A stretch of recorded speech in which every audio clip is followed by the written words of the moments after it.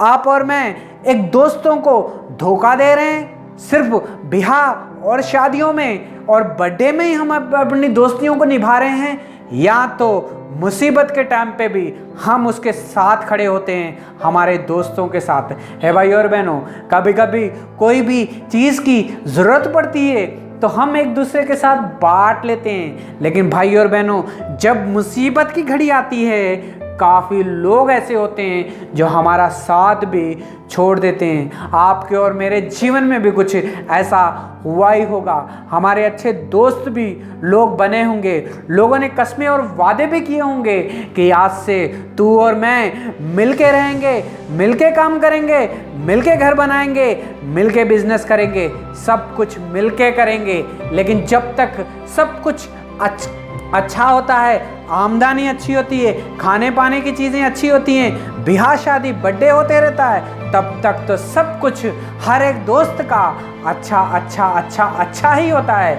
लेकिन जब आती है मुसीबत तो कई लोग बहाना ढूंढने लग जाते हैं कि मुझे तो काम है, मुझे वहाँ पे जाना है, मुझे ये हुआ, मुझे पता ही नहीं चला, मुझे वो ये करके बहाने पे बहाना बना के अपने आप को उससे दूर कर लेते हैं। पहले खाते हैं कस्में कि हम अच्छे दोस्त हैं, बाद में मुसीबत की घड़ी में छोड़ देते हैं। हे भाई और बहनों, आज परमेश्वर हम सबसे एक सवाल पूछ रहा है कि आप दोस्ती कैसा निभाते हो। ब्याह शादियों में अच्छे दिनों में आप दोस्ती निभा रहे हो, यहाँ तो मुश्किल दिनों में भी आप उसका साथ दे रहे हो। आप अपनी फैमिली का सपोर्ट कर रहे हो या परमेश्वर के लोगों का सपोर्ट कर रहे हो। परमेश्वर जो लोग परमेश्वर का भय मानते हैं, जिनके अंदर परमेश्वर की आत्मा है, जो सच्चाई के साथ परमेश्वर के साथ चलते हैं, क्या आप उनके साथ हो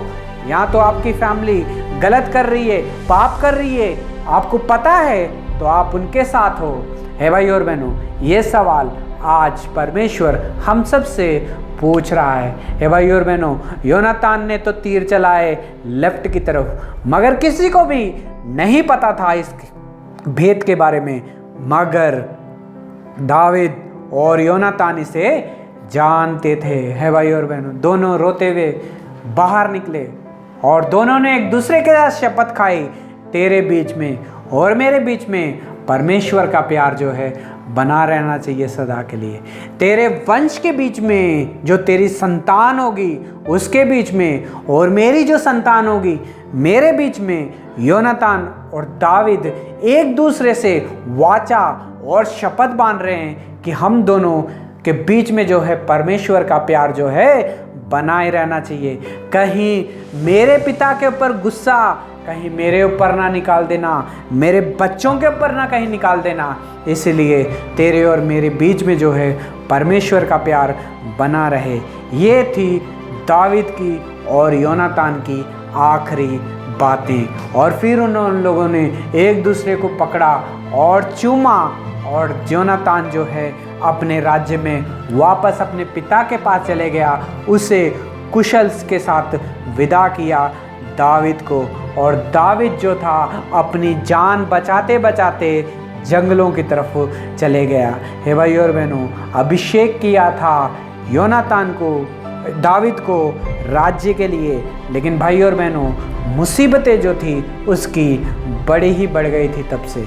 लेकिन मुसीबतों में भी परमेश्वर का भय मानता था, परमेश्वर की आराधना करता था, परमेश्वर की इच्छा के अनुसार चलता था। इसीलिए हर एक मुसीबत में भी दाविद के साथ परमेश्वर रहता था और उसे कोई भी कभी भी कोई कमी घटी नहीं होती थी। हे भाई और बहनों, दाविद ने अपना जीवन शुरू किया जंगलों में, कोई भी उसके साथ नहीं था, परमेश्वर ही उसके साथ था।